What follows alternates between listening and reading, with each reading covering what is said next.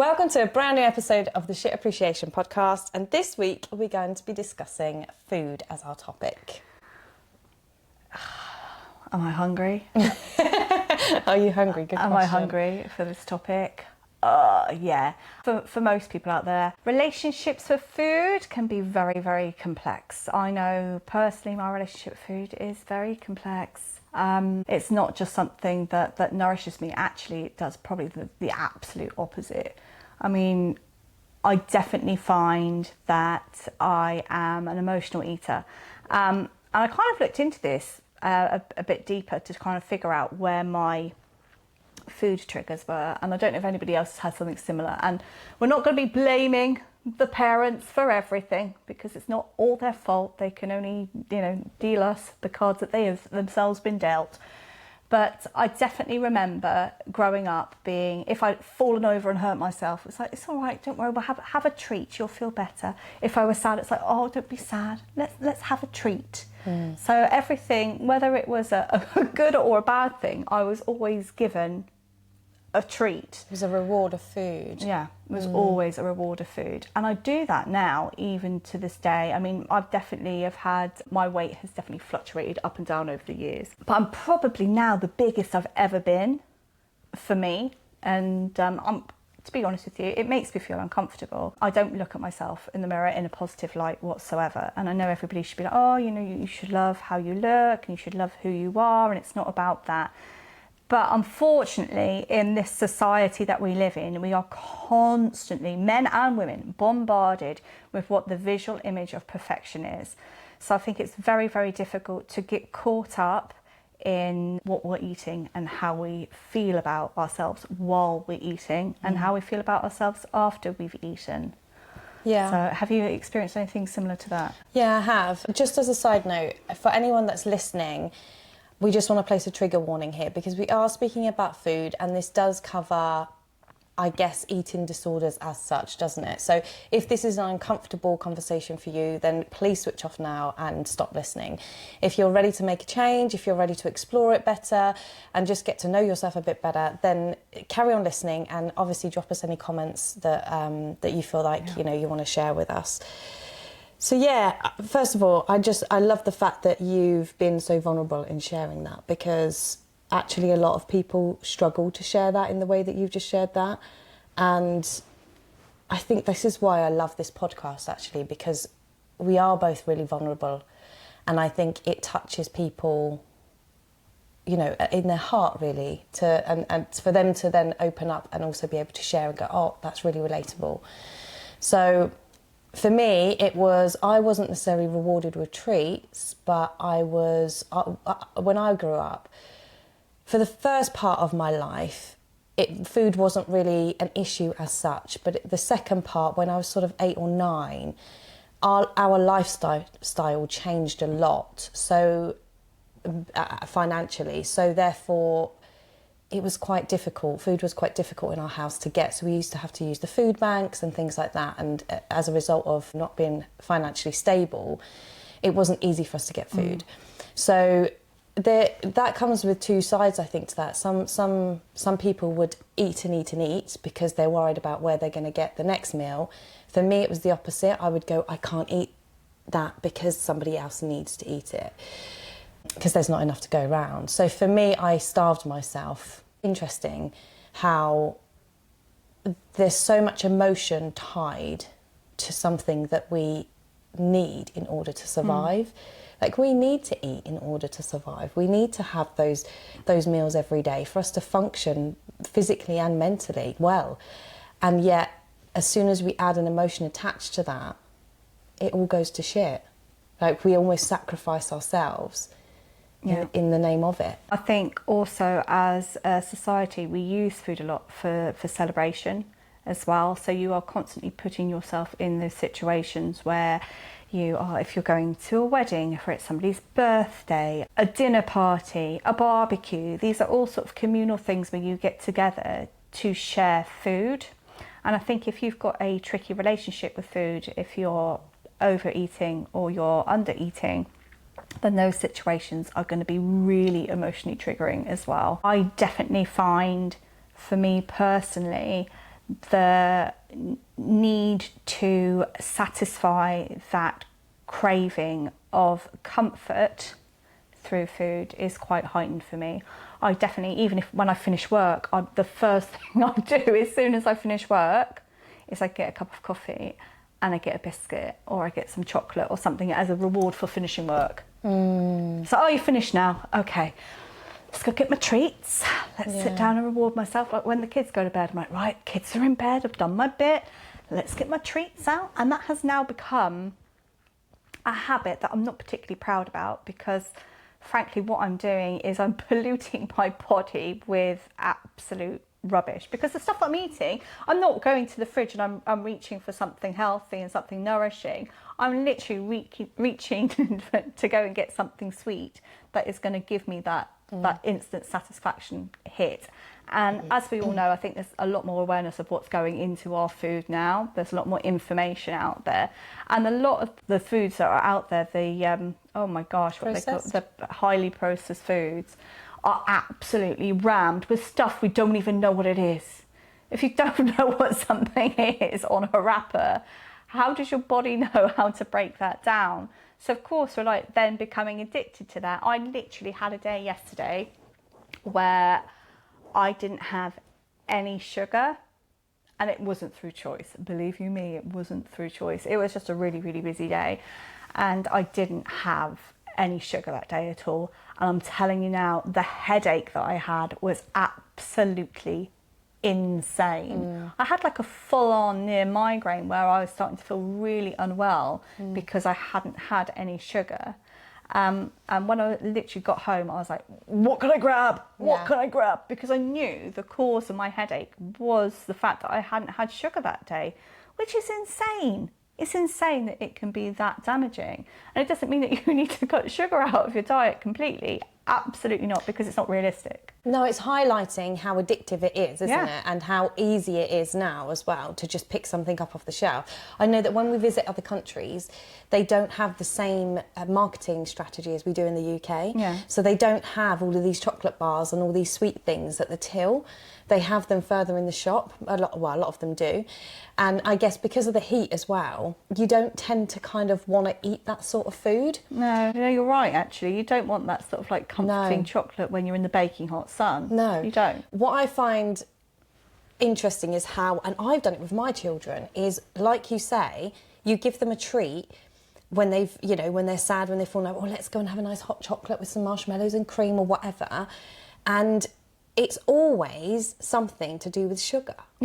Like something sweet. It's never like, oh, let's go and sit down with some hummus and some carrot sticks and cucumber. Like, it's just not a thing, is it? It just doesn't happen. It's really weird, actually, because I've definitely noticed that pattern of behaviour from my parents has now projected into my parenting as well. And that, to be honest with you, when my kids come home from school, the first thing, we've got like a grey box. We call it the grey box, and it's literally just full of little biscuits and little sweet treats for the kids. You know, they're everywhere. I mean, God, you go into some major retailers, I won't mention any names, and it is just literally lines and lines of brightly coloured packaging, and it's all biscuits and cakes and buns and sweeties. It is overwhelming. There is an awful lot of stuff out there. So I have this box, and as soon as my kids come home from school, they always say, can we get some from the grey box?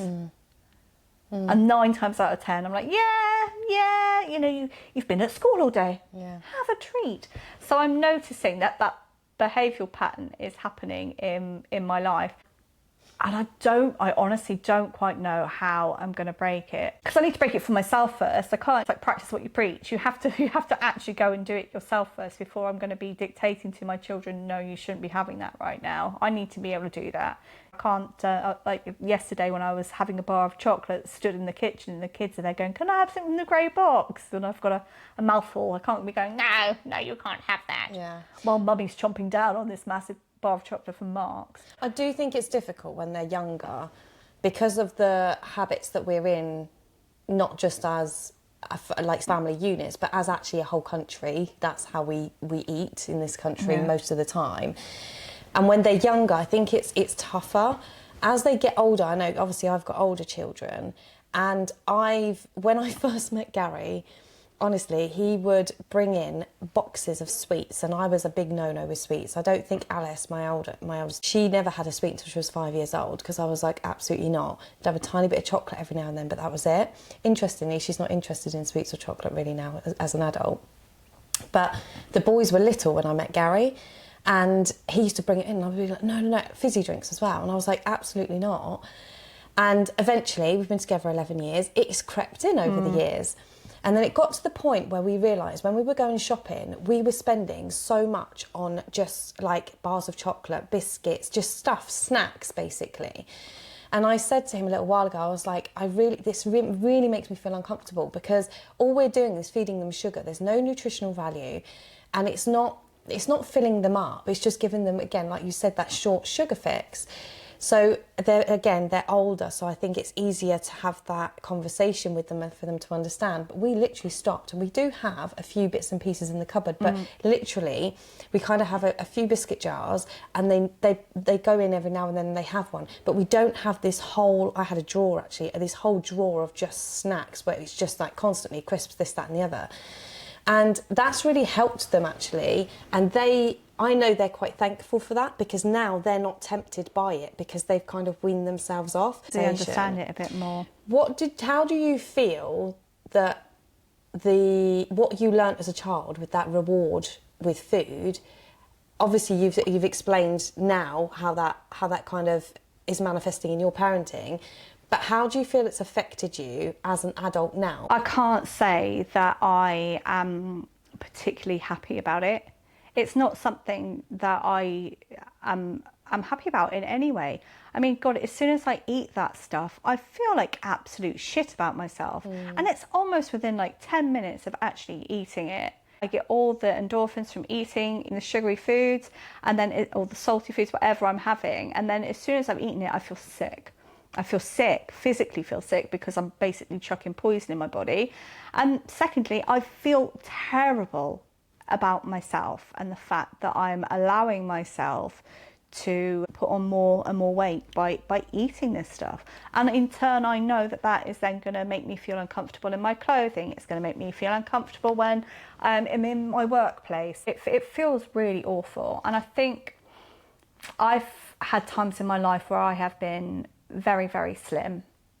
And during those times, I had an awful lot of attention. I'm not going to, I am going to big myself up. I had an awful lot of attention because of the way that I looked when I was slim. At the time, it felt wonderful for me, and it was lovely to feel attractive and to feel desired and to feel wanted. But actually, during that time of my life, when I was single and I did look that way, I got a lot of attention that wasn't necessarily nice, and made me feel more objectified. So it's almost like, I am more than comfortable in my relationship. I mean, my husband is fantastic. He really, really is. But he also can't get over the fact that I dislike my body so much. And the fact, if we've had 2 children together, I mean, anybody that's had children who's gone through the birth process, it's really tough, because you don't feel like yourself after you've had a child. You feel like a stranger in your own body. And that is a really, really tricky and difficult time. And even though you know that this is how your body is now, and it's not going to be like that forever, I would say that most women are absolutely terrified of not going back to the way that they were before. And I think that's got an awful lot to do with media and media perception of what being an attractive woman is and your value as a woman. Because unfortunately, since we were children, we've been fed this absolute lie that your value and your worth as a woman is what you look like. So I feel very torn, because I want to feel attractive. I want to have that little spark about me when I put on something nice, and I feel good and I feel sexy, because I still want to feel sexy for my husband. I still want to feel that way. And for yourself. And for me, exactly. I want to feel good. But on the flip side of it, the fact that when I look at myself and I don't feel sexy and attractive, what I then do is comfort myself with more food. That comes back to being a child, falling over, scraping your knee, and then the small thing that made you feel slightly better in that moment was the reward of food. And that's just translated now, isn't it? So absolutely. like you're looking in the mirror, you don't feel great. The last time you didn't feel great as a child was rewarded with food, so you're going back to that pattern of rewarding with food. So it's almost like reprogramming the mind, isn't it, to find that different reward of when you feel like shit, when you don't feel sexy. It's replacing the food with another reward, which a lot of people, interestingly, which we'll do another podcast on, that then becomes alcohol or another form of addiction kind of thing. So yeah, it's updating that mind. And also I think it's how we internally talk to ourselves about it. I know that when I was going through the times when I was basically starving myself, and I remember I was fainting and all sorts of things were going on, I didn't realise the internal dialogue that I had, and that was really interesting because it took me years and years and years to notice it because it was so automatic. And I would say it was only when I was in my maybe early 30s, so not that long ago, that I started mere days ago. I'm only 21. I started to notice what I was actually saying to myself, and the internal dialogue of pure hatred and self-punishment that I had towards my body and food was so sad. And once that sort of surfaced, and I was aware of that, because that first thing is that awareness. Once I became aware of that, I could comfort that part of me, and that's when I started. I'll never forget this. I just split up with my ex-husband, and I was in the park with the boys, and they were very young. And I sent a selfie to my sister, and she messaged me back. She said, "That's disgusting," because I was so slim. And I can remember feeling really hurt because I was like, I don't know how to navigate this. Like, it's not because someone's slim that they know what they're doing. Like, it's still an issue. It's still a problem. I physically couldn't put food in my mouth. It didn't feel, it made me feel sick. Like, it wasn't working for me. And that comment really hurt. But I do remember coming home and I was scared, and that was a really good thing. I was really frightened of what I was doing to my body. And then I started tiptoeing into eating. Then I started comforting that inner dialogue that I had of pure hatred.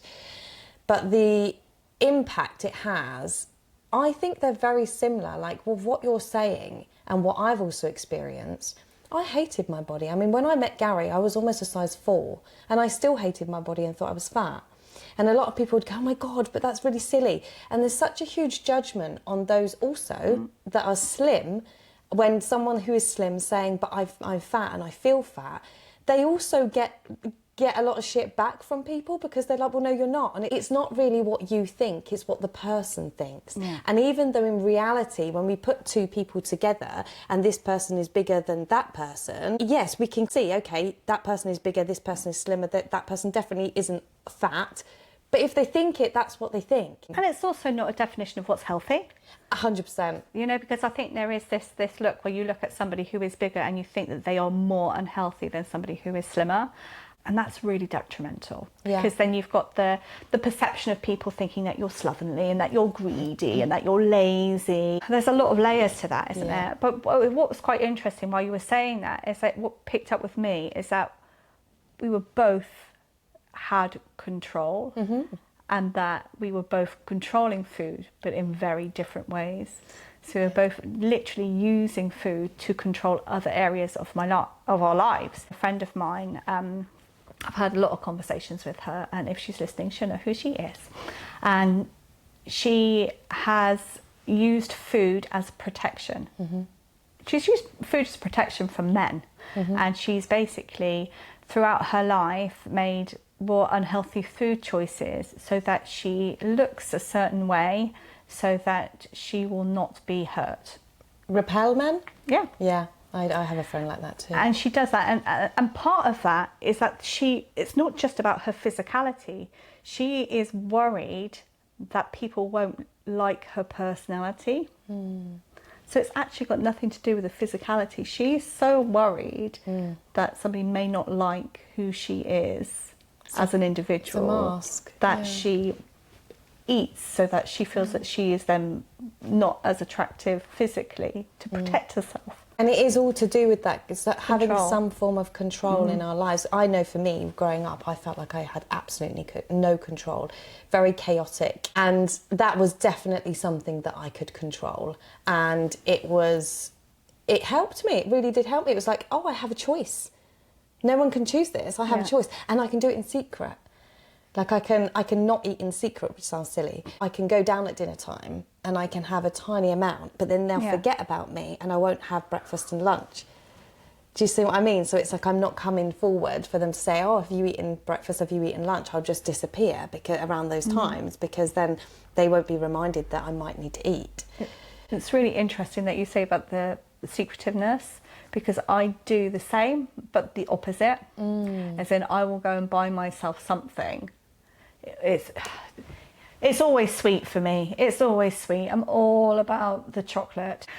And I will go and I will buy something and I will hide it. I will hide it from my children. And I'm sure there's people out there that have hidden sweet treats from their children, because I don't want to share it. I want there to be something there to comfort me when I need comforting. How did you feel about your body after you'd had your kids? So I bounced back quite quickly, because the nature of that disorder as such is that it's very easy for me to not eat. Yeah. It's really easy for me to not eat. As soon as something stressful happens, weight can drop off me like that, because that's the first thing that I can control. So after my children, it wasn't really a thing. I was straight back into my clothes, within a few weeks, and I just, it was fine. One thing that I noticed over the years is, because I used to use food to control in my life, I didn't fall in love with food. And I always used to find it odd when people would talk about food in a way of like, oh, well, that was a really nice meal, or that was a really... Because I had such an emotional tie to food, I couldn't go out and enjoy food. It was literally, how much of this can I leave and it be acceptable? So I was never enjoying it. I'd always look at the calories and see which ones had the less calories, and then I'd choose that one and still not eat it all. And I never enjoyed food. So while I was bringing the children up, cooking for me was really tough. Really tough. And I knew I wanted to feed them good food, and I did, and I think I did very well at that. But I never enjoyed one meal. I never cooked and enjoyed the chopping and the smells and the textures and the this and that. Up until, like I said, when I started to look at this in my early 30s, and that's when things started to change. And thankfully, I am blessed with a son that adores cooking. And that's one thing. Obviously, this podcast, we love to speak about the treasures within our trauma. And one of them for me is definitely having my son be so keen to be in the kitchen, and I encouraged it straight away. And I was like, please get in the kitchen, make as much mess as you like, I don't mind clearing it up, because I wanted him to really embrace food. And he is honestly a fantastic chef, and he shows me how to cook.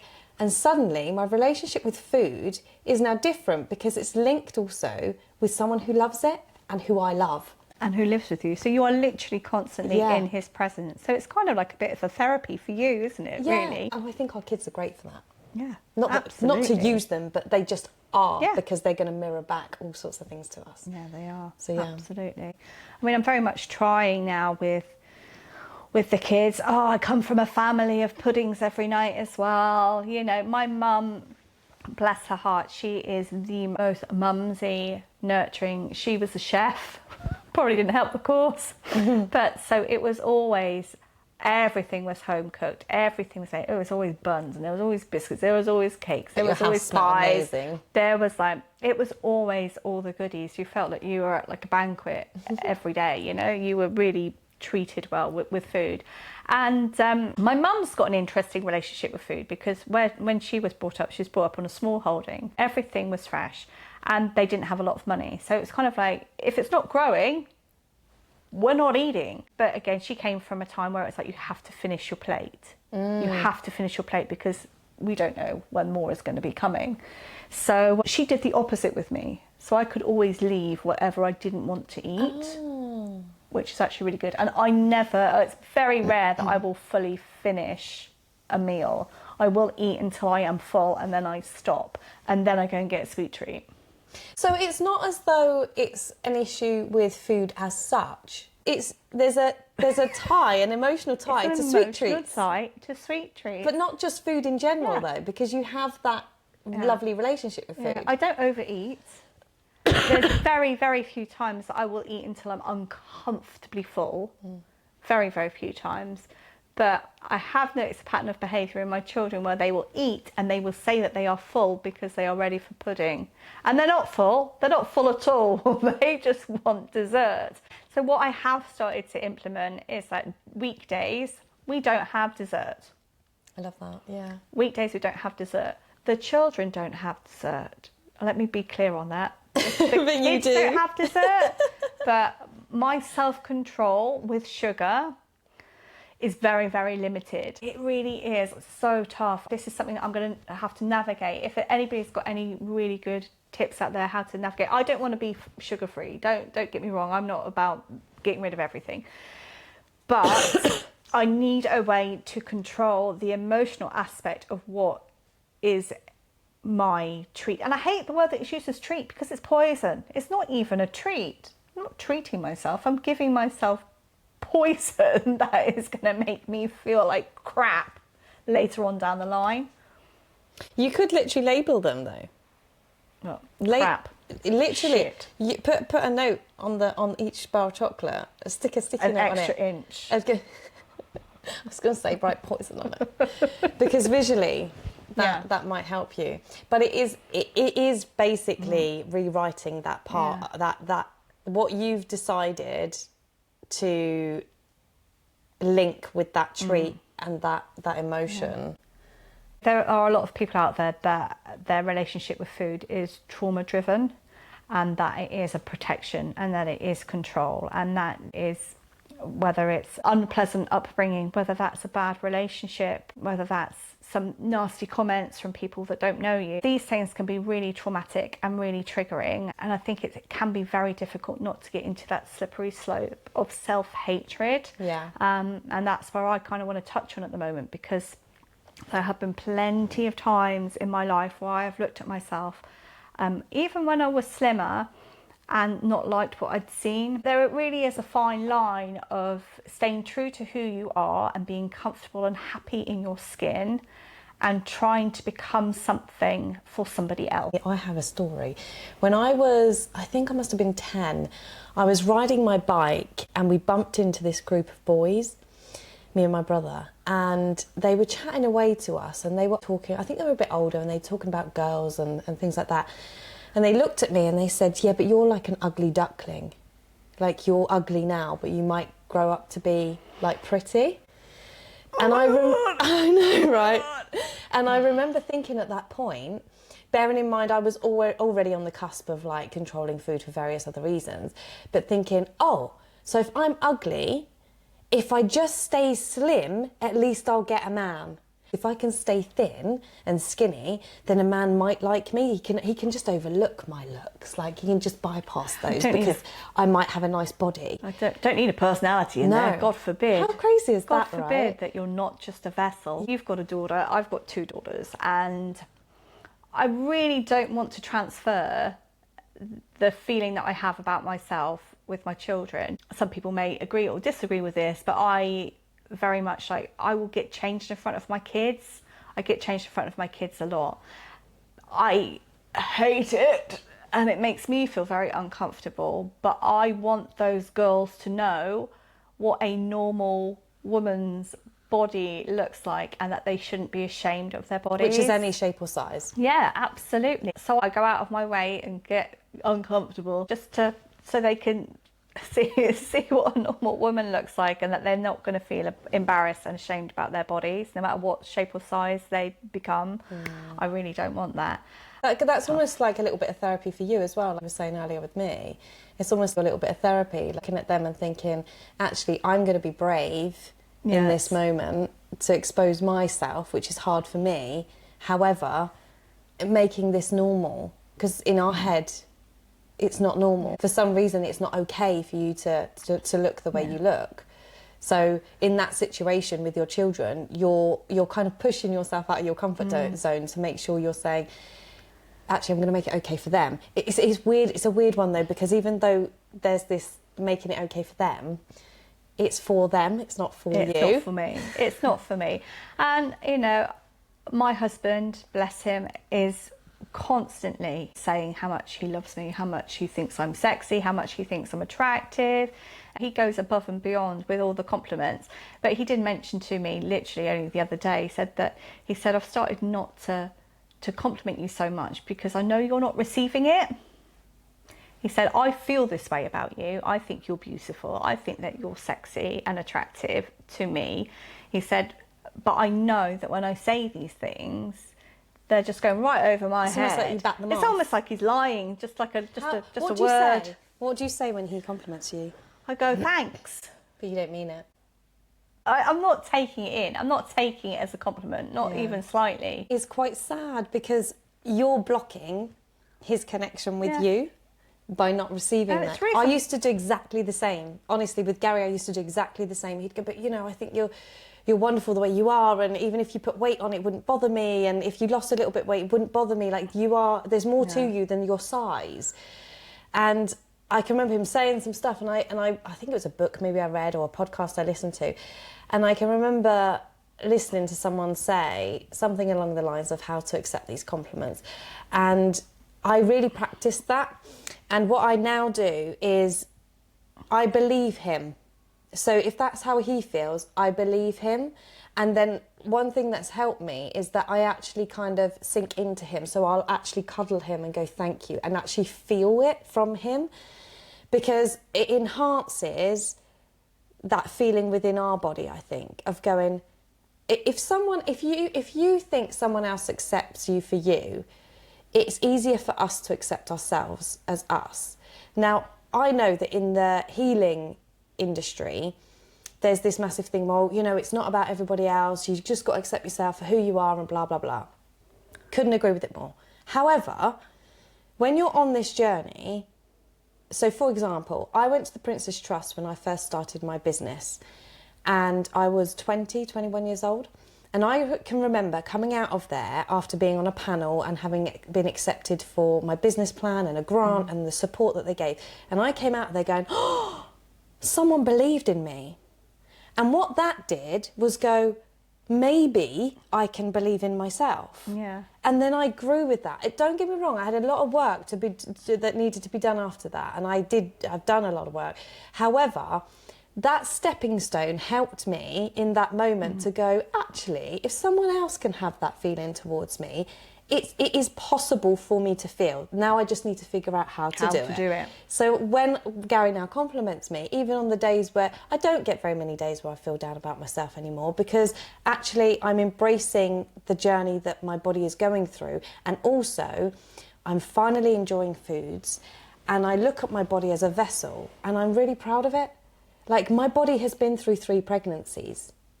Well, actually, it's been through more than that, but it's had 3 full-term pregnancies. And I'm proud of it for doing that, you know? It's been through, and it's been through all of the trauma that it's been through as well. And it's still standing. Like, that's fucking awesome, despite having starved myself.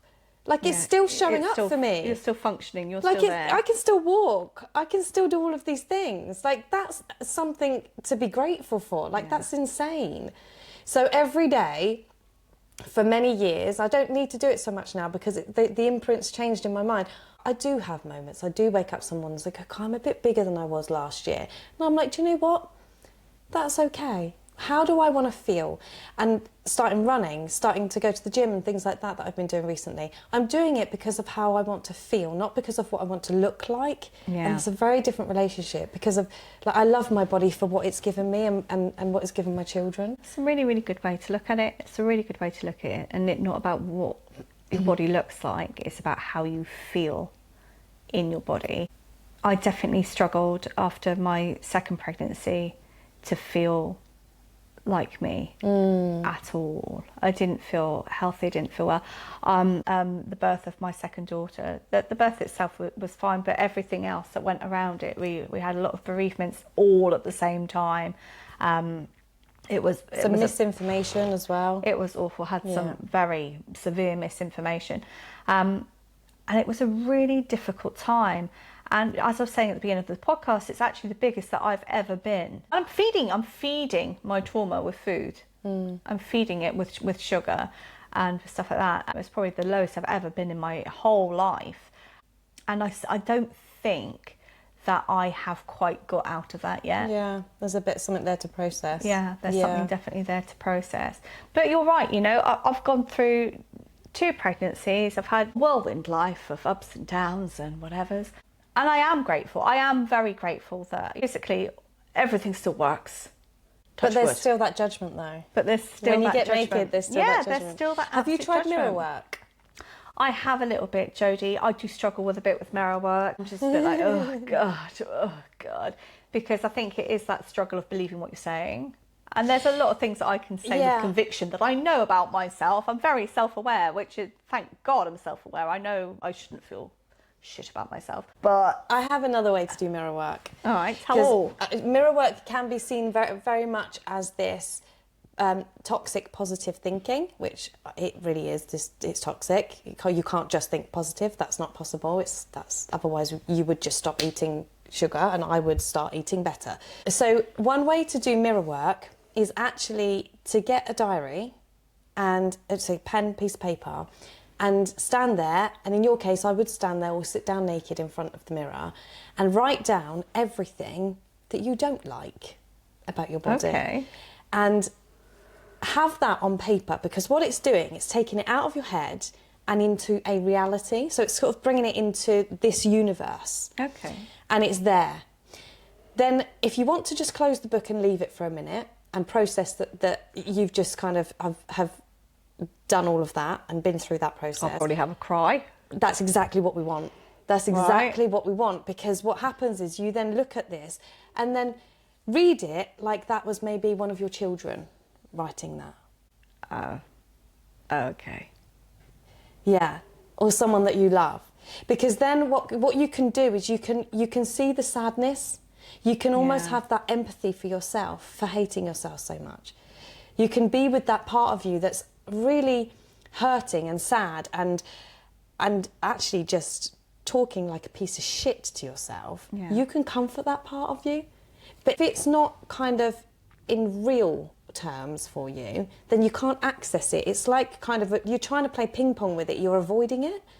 Whereas when you take it out of your head and put it on a piece of paper, that can really work. Because that part of you that is doing that to yourself, and this is how I also healed some of it for me, is a very sad little girl somewhere in there. Yeah. And she deserves that love and comfort and compassion and empathy. She deserves all of that. But you can't access her until it's kind of almost like real. And if it's in here, it's hard to separate it. So if you put it on paper and write all that stuff, what you said is that you'll cry. It's exactly what we want, because that's the sad part. That's the sad part of it. That's the sad part of it. And then you can rewrite it. You can sit in front of the mirror and go, although I feel like this, I'm also very grateful and I'm here to comfort that part of me. Yeah. I'm also very grateful that I do have the finances to buy these treats. However, I'm going to be more mindful because I love myself. It's changing that conversation. I mean, you can try it. I'll give it a go, mate. I'll give it a go. I'm absolutely open to giving it a go. Something needs to change. Something needs to change about how I feel about myself, for sure. Absolutely. I don't want to feel like this forever. And I don't want to feel ashamed by the way that I think other people are perceiving me, which is absolutely mental. Which is made up in your head. Yeah, it's absolutely made up. You know, that's one of the key the key takeaways is that you will never ever know what somebody else thinks of you. You will never know it. You can make up all the stories in your head, but they're not going to be true because you're never going to know. But it makes it up just in case it might be true. Yeah. It's like, well, if I just cover that option of what people think. It's never positive, is it? It's never a bloody positive option. We're always covering the negative option. Yeah.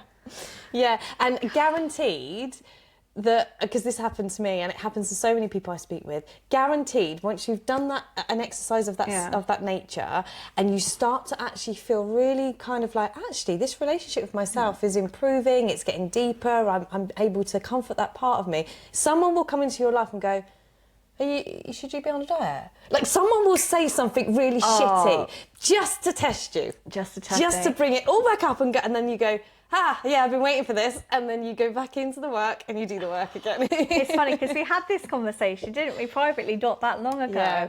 and that was happening to me when I was actually in a really good place. Actually, I was actually in a really good place with food and with sugar. And that did happen to me. Yeah. It really did happen to me. It kind of, it's funny, isn't it, how sometimes everything gets like... The universe will come back, especially once we start to do the work, the universe will come back and slap us in the face so we can test it out. So we can practice what we've just learned. Yeah. So yeah, food is definitely a tricky subject and a tricky topic. And it can cover so much, like nutrition just in itself. When we're growing up, we're not really taught how to feed ourselves well. We're not taught all that. So suddenly we sort of get thrown into the big wide world and we're living off pizza, chips, we're in the land of convenience, aren't we? Yeah, and everything as a child, well, I say child, as everything is like late teenager to your 20s, you're always in a hurry. Yeah. Because you just got back from work, you need to socialise. Yeah. And you're just grabbing shit all the time, aren't you? So then then it's harder then to come out of it later. It's really difficult as well, because obviously like information about nutrition is changing all the time. Everything is constantly changing. I think this is a prime example. I'm going to use my mum yet again as an example. I think when she was pregnant, she was told that she needed to eat lots of liver.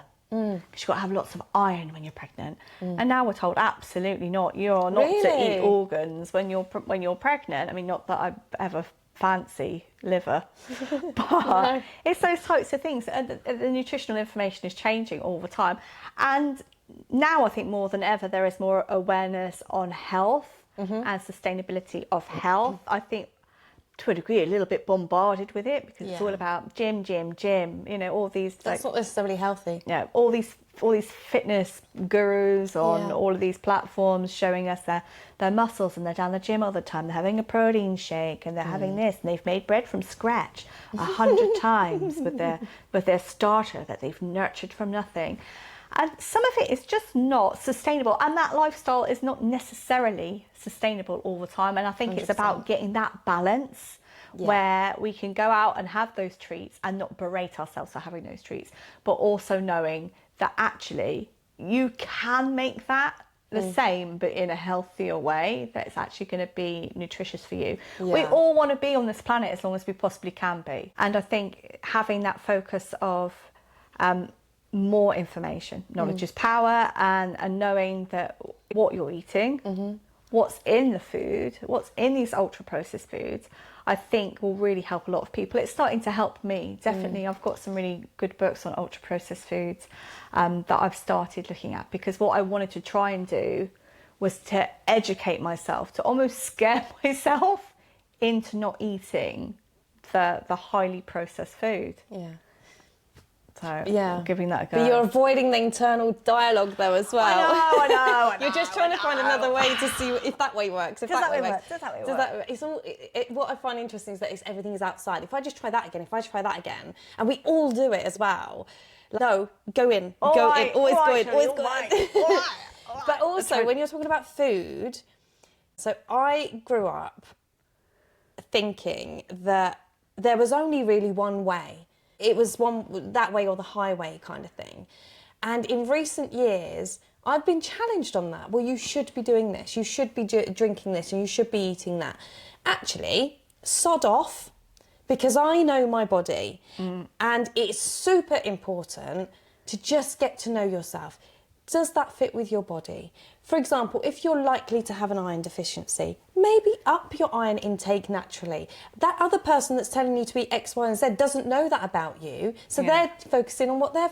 So really get to know yourself and go with what fits for your body. You're not in competition with anyone else other than yourself. And what works for you is okay. It doesn't have to fit with anybody else, no one else. For example, I'm celiac, and so is my daughter. And I know that she really struggles at her age, because there's a lot of people that go, oh my God, you're so difficult, or, oh, what just eat it, it's fine.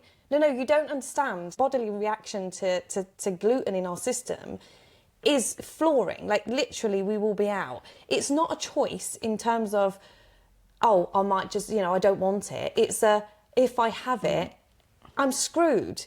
Like, I'm bedbound. So it's so important to listen to what is going on in your body. And sometimes, even the doctors don't get it right. It's important to get as much information as you can from the medical industry. I think it's wonderful. I think it's a great place to go for advice. But the bottom line is to take responsibility for yourself and your body and your mind. And you can work with that then. But the doctor doesn't know that you might have a deficiency in whatever. Yeah. You know that. So then you navigate that. And fuck everybody else and what they think you should be doing. It's similar in the reflection that I think if you see a celebrity, for example, who has been on a diet, and everybody's jumping on the diet bandwagon, and they want to know exactly what that person is eating. And then they eat that. But then it doesn't work for their body because their body doesn't work the same as that person. Exactly. So actually all of these diets are kind of being debunked for the fact that everybody's body is going to react to food and different types of food and different minerals in a complete different way. Depending on your medical history. Your cycle. Massively your cycle. Exactly that. I mean, I don't know about you, but I get the munchies big time the week before my period. Like, all I want to do is eat. So funny, I am not hungry. Does the opposite to you. Does the absolute opposite. And then it's like on the day, I'm like that.